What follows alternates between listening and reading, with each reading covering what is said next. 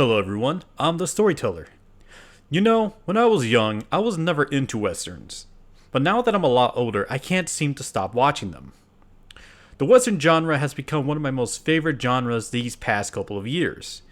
But I would say out of all the westerns I've seen, there's only one I keep watching over and over again.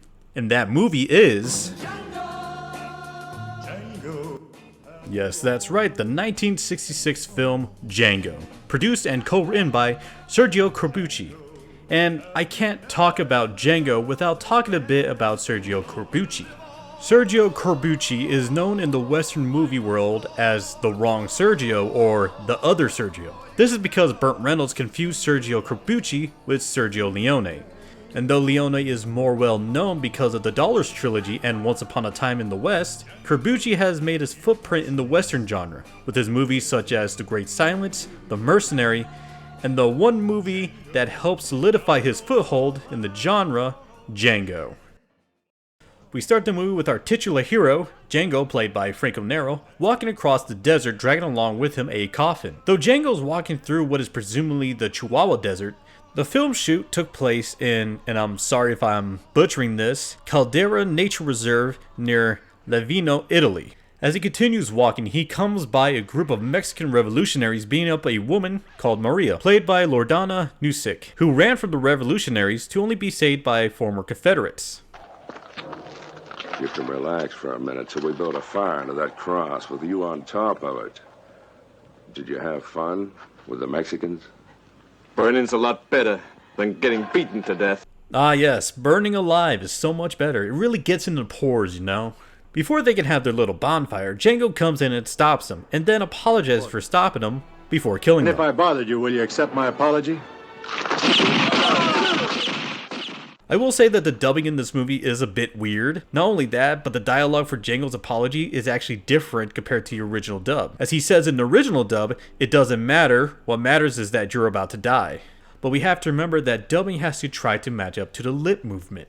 As Django kills the last of the men, making him fall into a patch of quicksand, we then cut to a very depressing ghost town where the only inhabitants are saloon girls, a barkeeper, our former preacher who works for the rebel Confederate soldiers. And for the sake of time, I'm just going to list the actors in these roles right here. As Django and Maria enter the saloon, everyone is stunned to see Django dragging in a coffin. Though honestly, I'd be surprised too if I saw a dude walk in a bar with a coffin. I will spoil that Maria is also a saloon girl that used to work at the saloon and tried to go to the Mexican revolutionaries for help, though it didn't go well. They try to get a room at the saloon, but get rejected due to Maria going to the revolutionaries. But Django gets them a room by paying off one of the girls. We later then get some exposition on why the town is a ghost town. With Hugo's Mexican renegades and the rebels under Major Jackson fighting their own private war, why this whole town's been ruined. It's a dead city. Regular ghost town. Then one of the saloon girls comes over and tries to figure out who is in the coffin. Is there someone inside?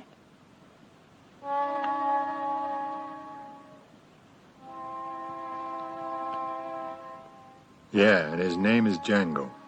Yeah, I just picked him up on the way. You know how it is. You just see a dead body or a coffin on the road, you just want to take it with you. In the next scene, Brother Jonathan walks in to see who the new guy in town is, before Django spits a corkscrew at him, making him mad and making him leave.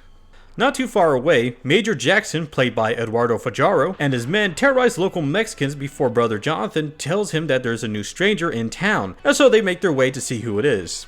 But after threatening Django, they're quickly dispatched by his gunslinging skills. How many men you got left? You tongue-tied, or don't want to tell me? And then Django lets Major Jackson go. Yeah, I'm sure that's not going to come back and bite you later. So after spending the night with Maria, the next day Django waits for Major Jackson with his coffin. And when Major Jackson pulls up with his men, Django decides, screw being a Western gunslinger, I'm going to be a 90s action hero.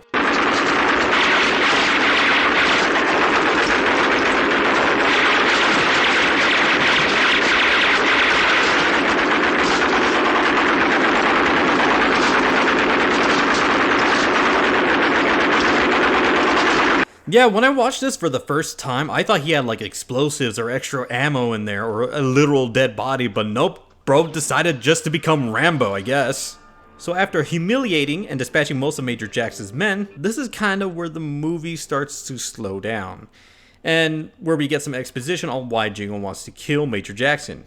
And it's mainly because Major Jackson had killed Django's previous lover.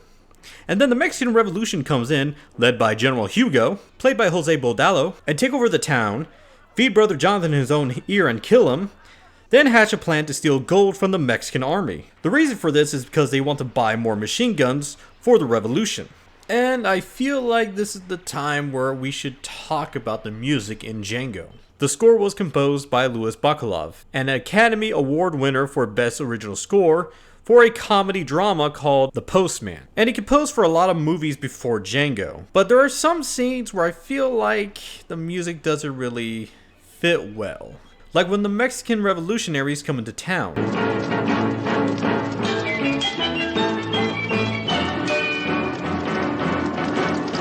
When I hear the music from this scene, it makes me feel like I'm supposed to be watching a circus. Whereas in some parts of the movie, it has more of a somber and intense and serious atmosphere, like something is about to pop off. And when the characters do win, the music is very cheery and lively. But here...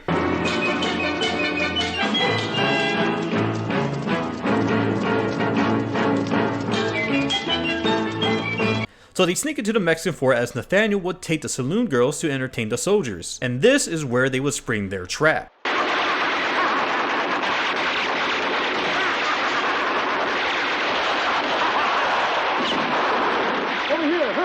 Man, no wonder Vic got discharged in GTA. Everyone forgets to do their job when the little poon poon comes around. After stealing the gold and making a daring escape, they return to the saloon to celebrate a job well done. But tensions start to rise when Ricardo, played by Remo de Angelis, tries to flirt and then force himself onto Maria. He is then whipped into shape by General Hugo.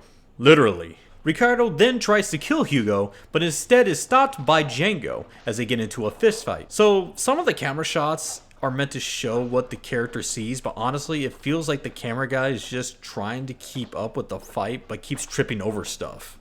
The fight then ends with Django, or Ricardo, shooting off a round where Ricardo gets blinded by the gun smoke and accidentally falls onto a conveniently placed pickaxe.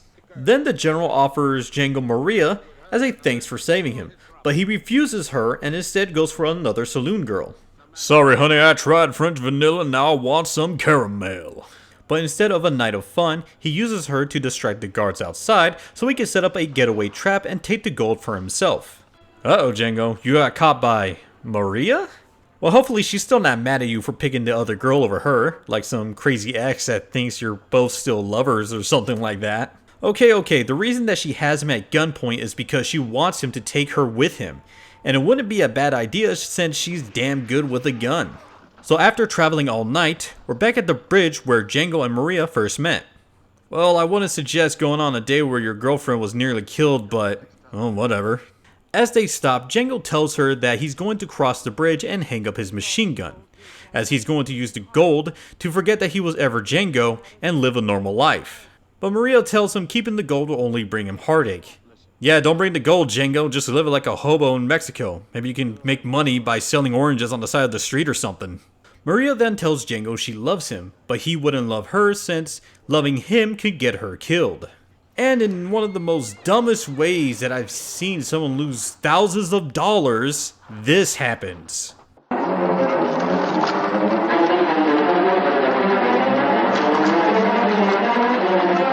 Damn it, Django, you had one job. One!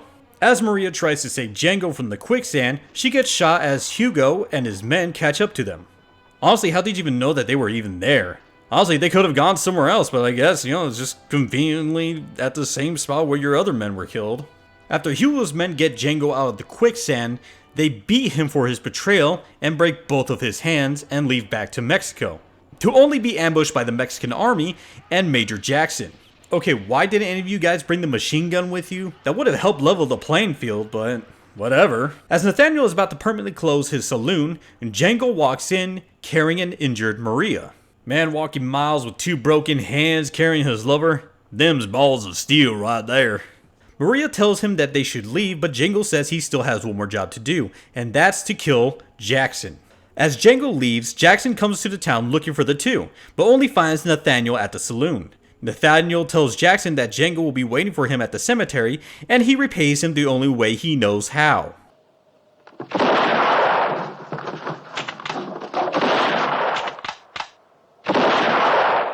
As Django takes off the trigger guard off his revolver, Jackson shows up. He taunts Django by shooting at him.